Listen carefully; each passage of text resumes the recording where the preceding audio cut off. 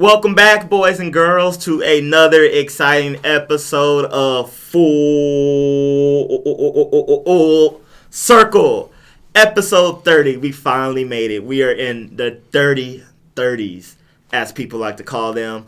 We have left our foolish 20s. We now have money in the bank.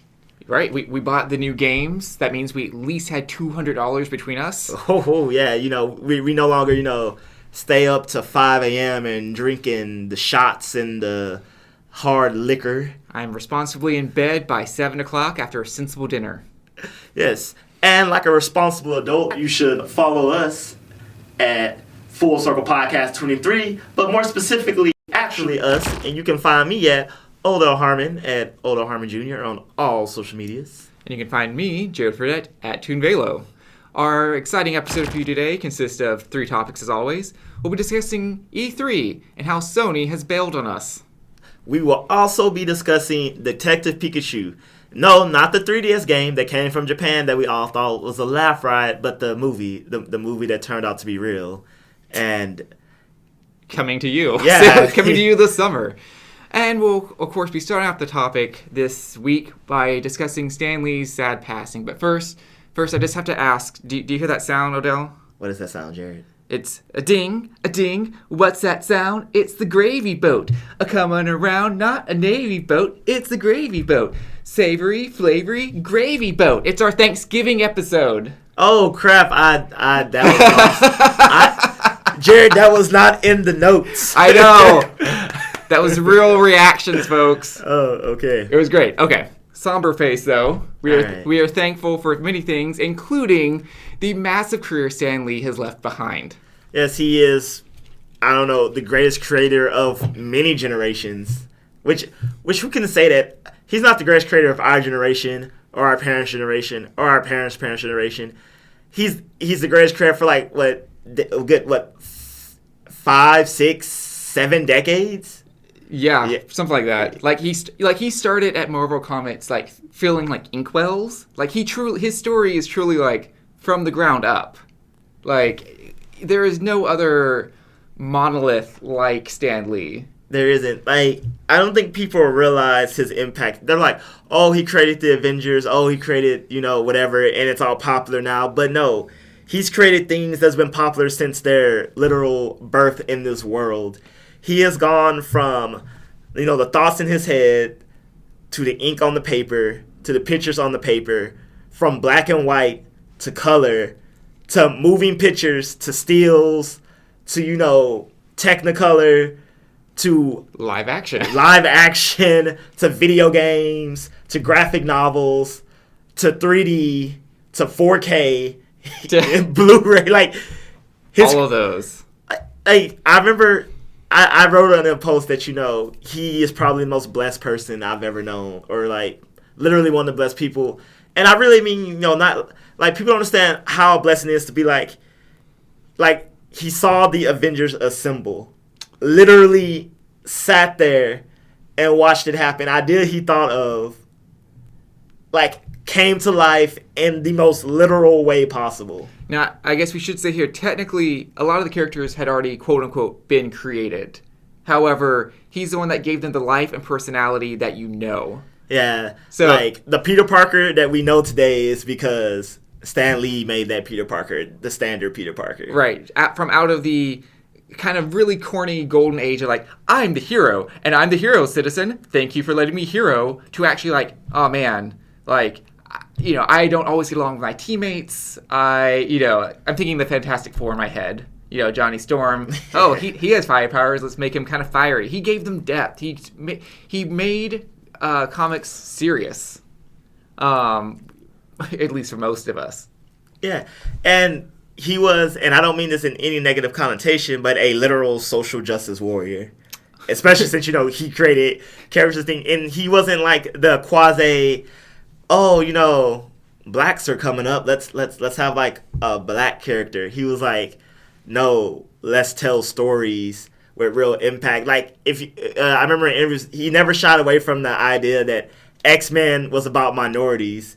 This is a giant allegory for what minorities face in the country. Now, I made the fake shocked face, but people still struggle with this, right? Yeah. I'm sure you've seen it going around. In one of Stan's soapboxes, people are like, "Why are you throwing this reality in my face? It's supposed to be all fantasy." And he's like, "What fantasy would it be without like these issues? Like, do you live in a completely sterile environment?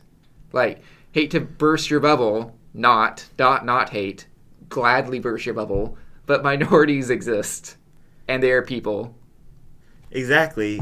And I mean, we saw a realism, like, I'm not, crapping on DC, but, Captain America is fighting Nazis.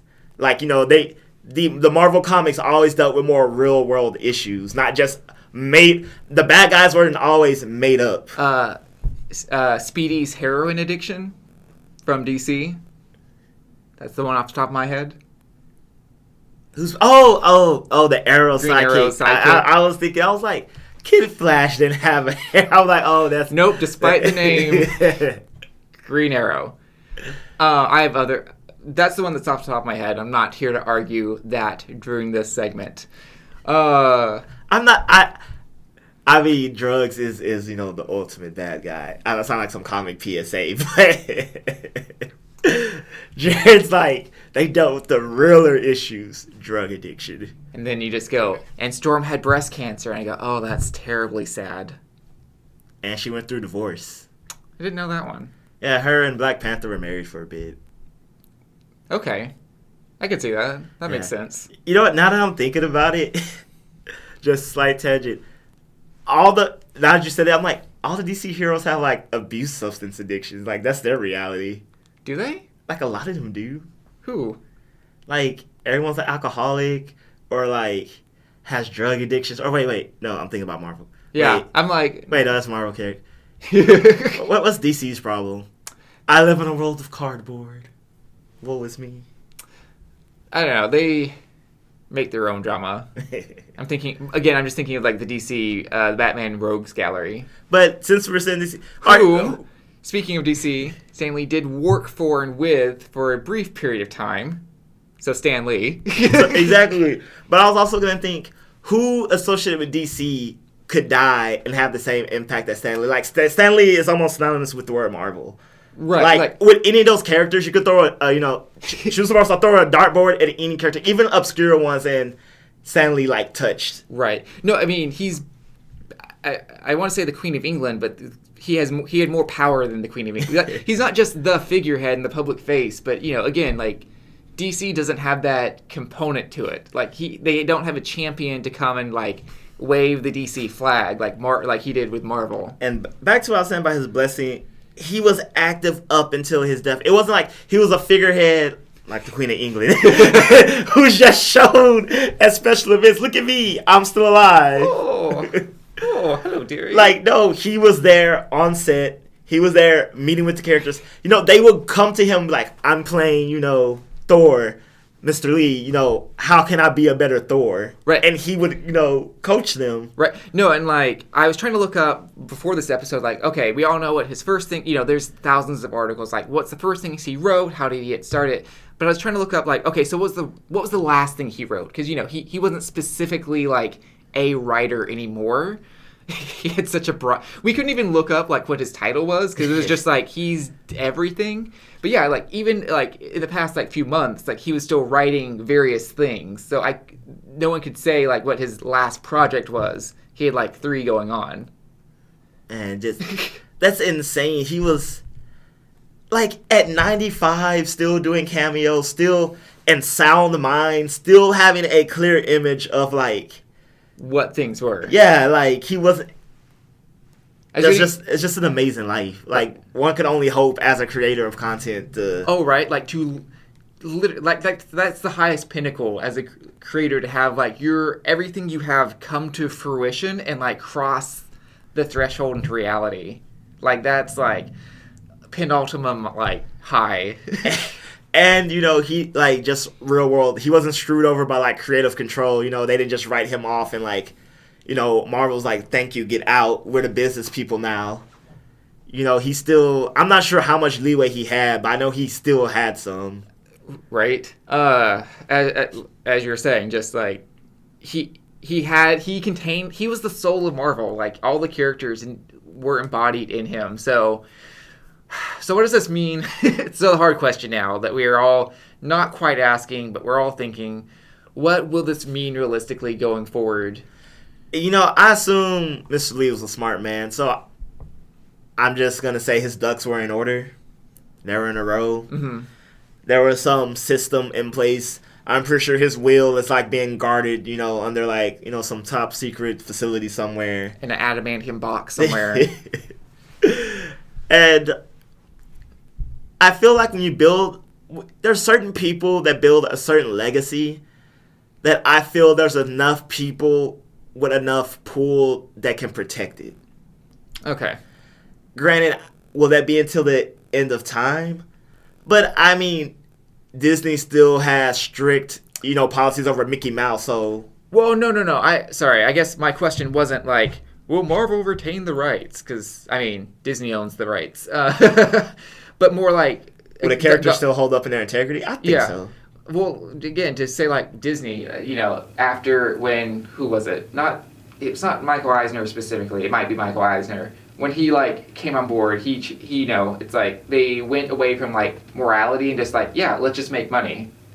And so, we see kind of the tongue-in-cheek laughter of things that we see now that Disney produces.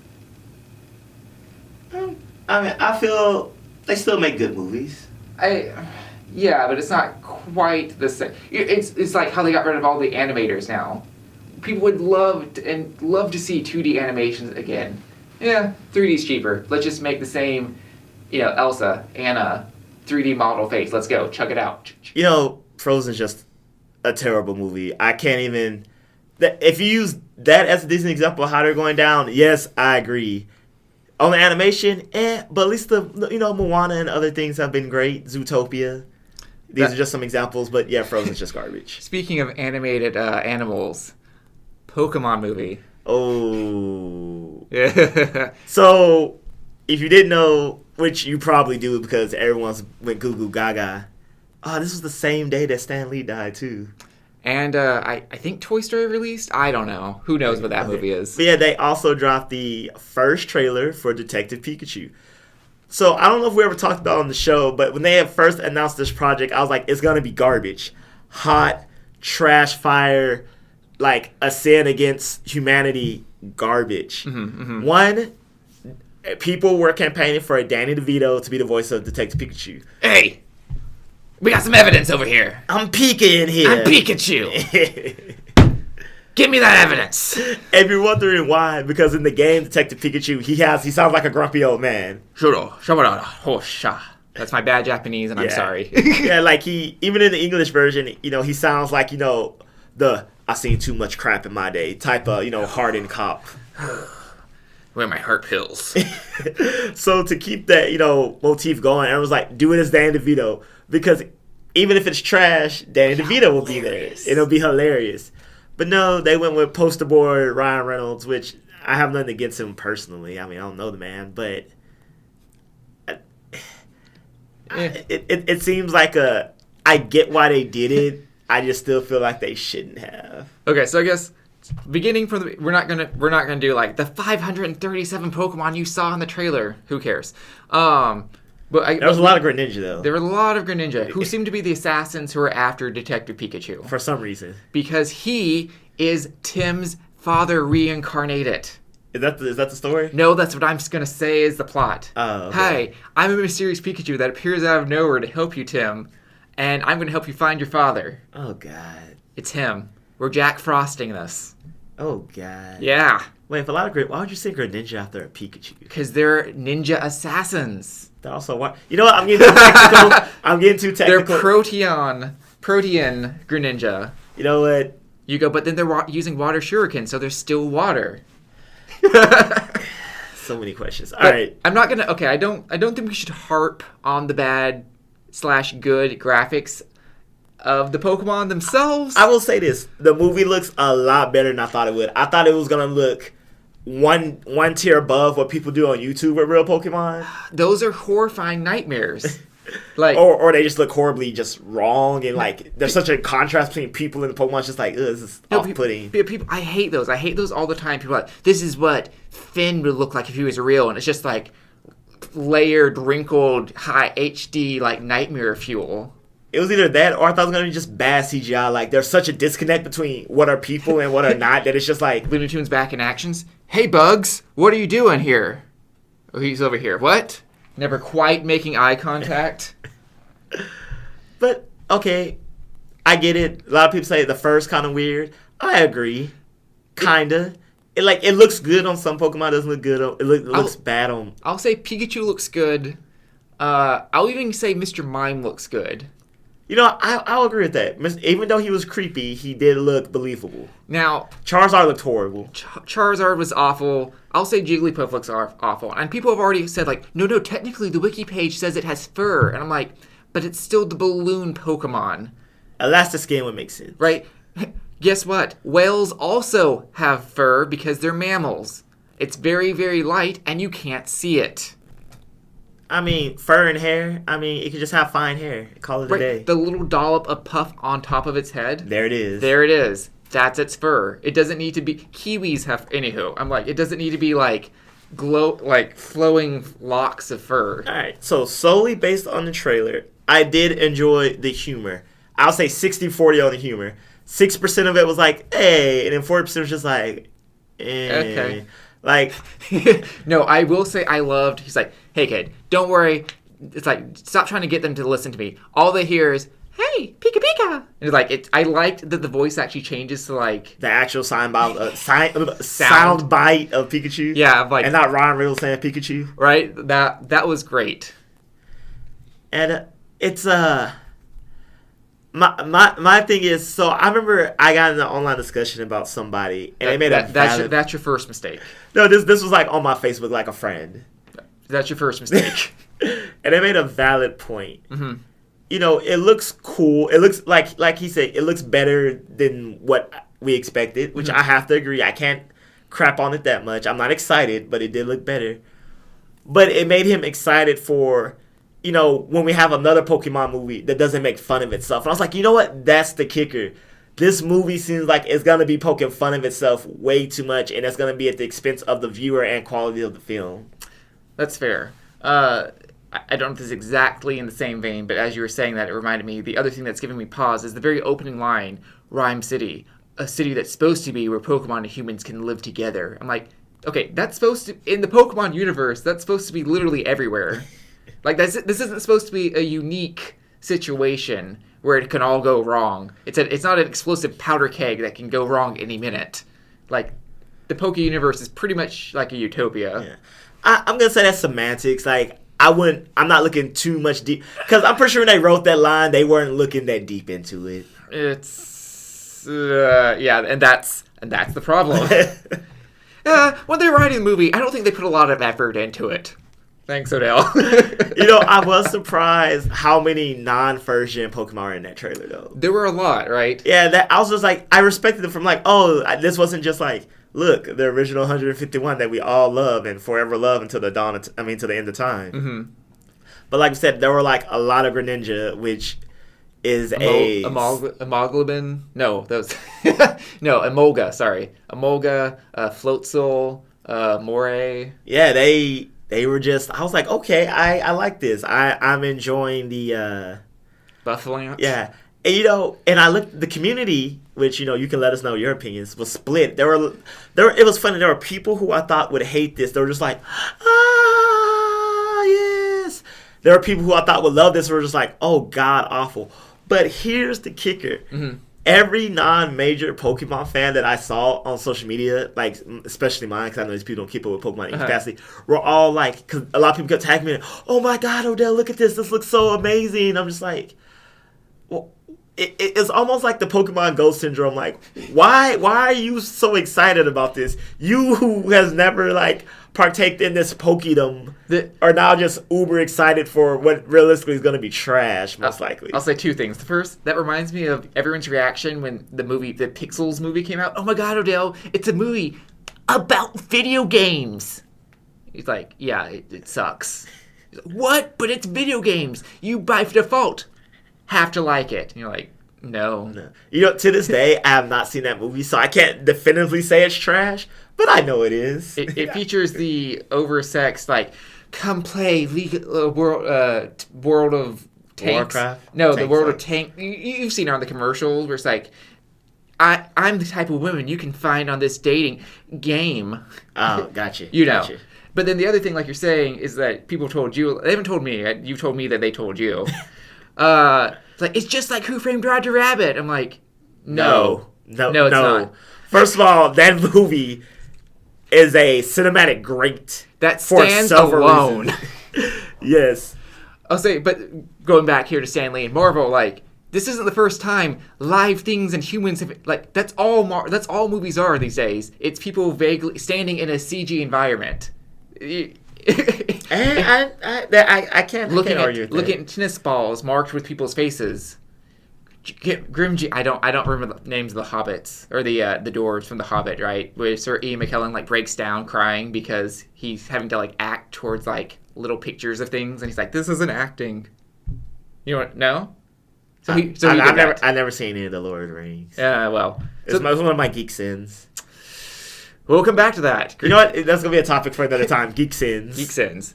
But yeah, it's like, so this isn't like the first movie, like cartoon and real ever since. Like, yeah, and a lot of people seem to be amazed that they did this. Well, since CGI has been a thing, they've never had the capacity not to do it. Right. I mean, and we just keep seeing a huge ramp up of Pokemon. You know, Pokemon Go, Pokemon Let's Go, Pokemon Detect, like Pikachu, like. And you know what's sad, Jared? Because then the definitive 8th generation game will come out and people are going to be like, what's that? This isn't like all the other Pokemon stuff. I'm like, no. Another game so soon? No, the masses. All the content that you've just now been acquiring isn't like... That is the black sheep of the Pokemon family. Pokemon Go, this movie, Detective Pikachu, the game, which I'm pretty sure... This is the thing.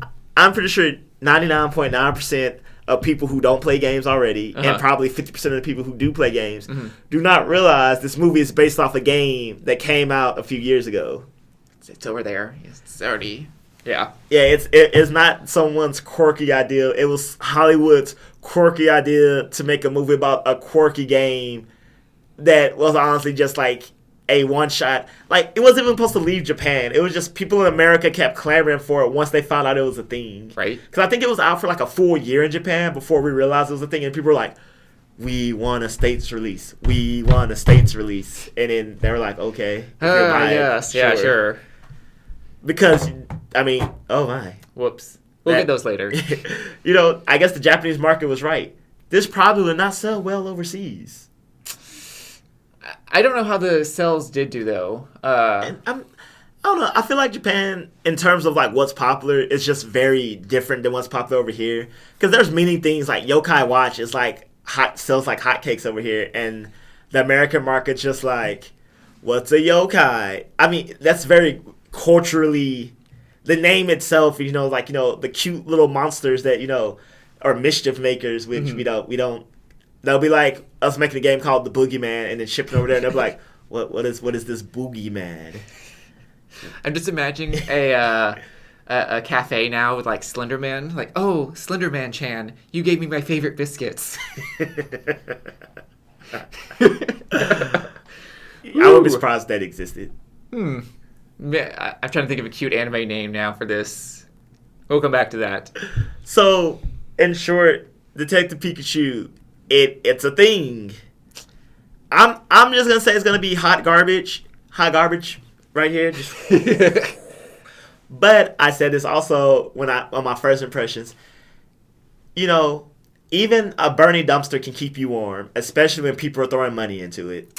And people will throw money into this, and people will go see this in droves. It's true. Because they've already capitalized the market they needed to, the masses.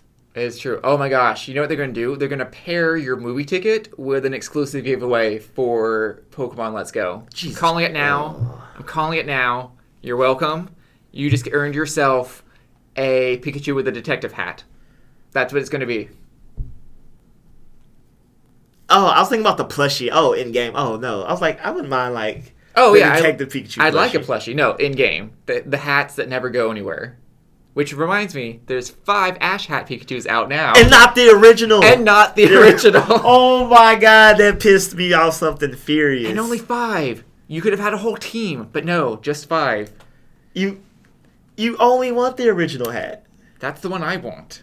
Or I want them to make the costumes come back, like Biker Pikachu, Libre Pikachu, Schoolgirl Pikachu. Remember those were things? Yeah. You know what? Honestly, I think we should just scratch all that and skip it. Just like Sony is doing E3 this year. Oh! Ooh, shots fired. Pop, pop. So, okay, let me just ask this straight out. Do you think it's because it's been open to the public, Sony's like, I don't care anymore. Out. Peace. Okay, it is not because it is open to the public.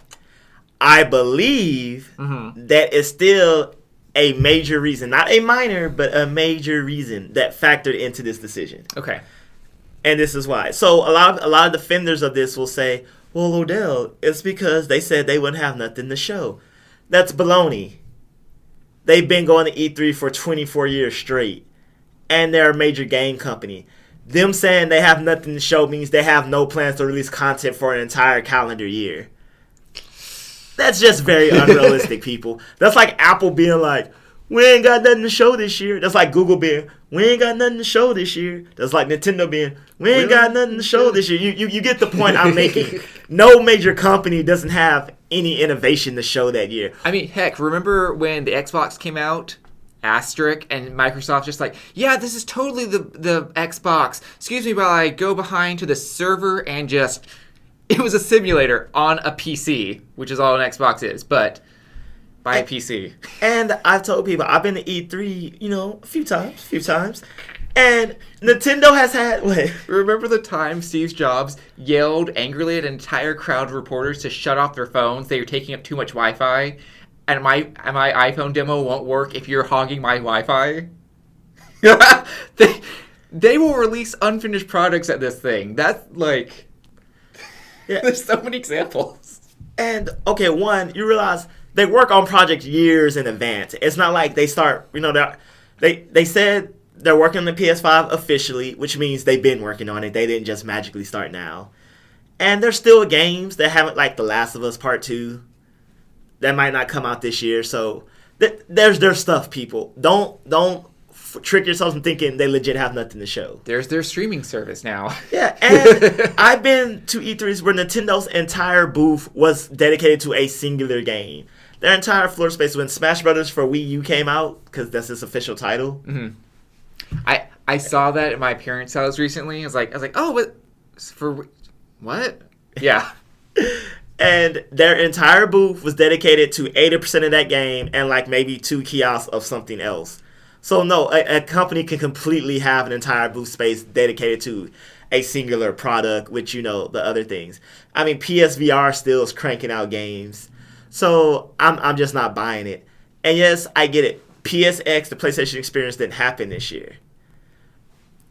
Is that because they didn't have them to show? No, it's a moneymaker. First of all, because they didn't want you to change your name. Yeah. So I also read, and when I was reading things that. Some people said it was potentially because they didn't want any information leaked. Anything about the PS5, anything about what they were doing. But that's literally the point of E3, to officially release information. No, but this is what I was thinking. See, when you have public there, when you have, seasonal people, industry people, there's a certain level of expectation in class. When you have the rampant, doesn't have to abide by any standards public there, I feel like showing some maybe sensitive things becomes a lot harder when they can just invite reporters to be like, hey, just come to Sony HQ here, Japan, or wherever that thing may be, and just behind closed doors the whole way through. Right. This reminds me of like, very scientific conferences, they're not open to the public. You have to apply because you can just imagine like a reporter, even like CNN, they're not part of the industry. Going in, seeing a poster that says like chocolate reduces like heart stress in 2.5% of mice across in this background. And they just go, scientists did it. Eat chocolate. They proved it. See, here's the poster. Chocolate cures everything. And you're like, no, leave. And I'll talk about this with other people. Since the public, the past 2 years, it was horrible the first year. The second year, it was like 2 steps forward, 1 step back, where they corrected some things, made some things worse. But overall, it's still running as if it's industry only, and they have not fully accommodated the public. That's not the public's fault. I understand that. But if you're thinking about skipping E3, is it the fire's fault that you left out 10 drums of oil? No, it's going to just catch fire like it does. So I'm thinking as a businessman, even if you have good business reasons, because of course this was a discussion. It wasn't like everyone's just like, let's skip E3, yay. So someone's like, hey, I see we have E3 next week. Who's going to that? I thought you were going to that. Scramble. Yeah, so I'm pretty sure when the cons of going to E3 2019, the public had to be on the list. Logically speaking, again, how big of a factor was it? I don't know. I wasn't in that meeting, but I know for a fact it was. And I am very confident when I say I think the public should be removed. And people are like, oh no, they should have the experience. There are cons. We have PAX. Year round. We have PAXes. And I was like, first of all, E3, most people the first year and some of the second year waited in a line that was longer than the convention was open. It's not for you. And I get, you wait in long lines at PAX, but PAX there's a lot of things like there's panels, there's meet and greets, there's all these things for the fans. And if you have options, E3 is just kind of like, oh, only industry people this part. Oh, we have the queue. Like they capped queues within the first 30 minutes. So it's like, get there early, wait in a line for hours to get in the building, hopefully get in a queue, and hopefully do that thing. And I'm like, okay, compared to going to PAX, E3 tickets are like $200-something. Flights to LA, that's probably another $200 to stay in LA. So these people are paying, if you're talking domestic only, a $500-$600 entry tag compared to what the 3-day pass at PAX, which is like $100 if you buy early. Oh, I think it's like 70. Yeah. So, and I'm just like, you're making them pay to just say they were there. And as a fan, I'm like, if I was purely a fan, that I couldn't do that. Like, I paid $600 for the experience just being in the building. Right, and again, the companies don't earn that money. So, right, like, E3 earns that money, the hotels earn that money, airlines earn that money. Sony doesn't see a dime from tens of thousands of people showing up. I guess they sell merch, so I guess, merch sales. But you have to produce that merch, and you have to ship it, and you have to do all these other things. Right, because it's not supposed to be a fan experience. Yeah. And now, oh, great, now we have to do these things. And I'm pretty sure most of their merch isn't E3 exclusive. It's probably just, stuff you get on their site. Hey, you want a mouse pad with a PlayStation logo on it? But what does this mean for E3 as a whole? Nothing good. Right, it's like if they start dropping out, are we going to see the other industries and other companies dropping out? There goes Bethesda. There goes Nintendo. Yeah, like Nintendo already did this thing where they only hold the Nintendo Direct. They don't do their press conference. Nintendo's already like, why play with that? First party content only. Why play with others? You see the company already doesn't like doing that. And if for those who don't know, this past E3, Microsoft wasn't actually in the building. They were next door in the Microsoft Theater having like their own thing. Yeah. So, I mean, they were still there. I mean, Microsoft did throw some shade, as most companies do. They were like, see you guys at E3 2019. We'll be there. But I was like, well, Microsoft, you were there, but you were there in the same capacity. EA is also taking their products out of the LA Convention Center and have their own mobile site, which they're still E3. They're still there, but they're not in the building with everyone else. Mm-hmm. So Sony's not there. Microsoft might have its own satellite, venue.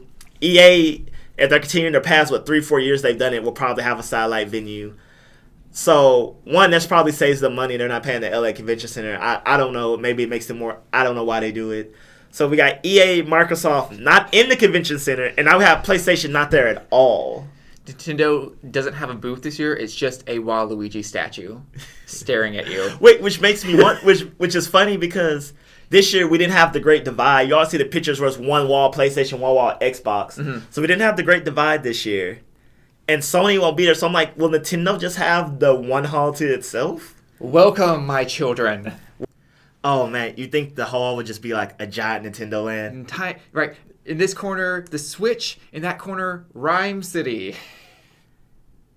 Yep. Detective Pikachu. No, I was just like, will we get Detective Pikachu 2? Detective Pikachu 2. The tale of two tales of two Pikachus. Until I saw the Charles Dickinson you're going for. But it didn't quite work. A tale of two Pikachus.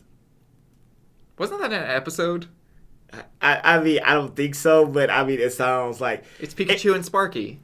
I mean, if someone told me there was a Pokemon episode called A Tale of Two Pikachus, I would 100% believe them. You just nod and go, and?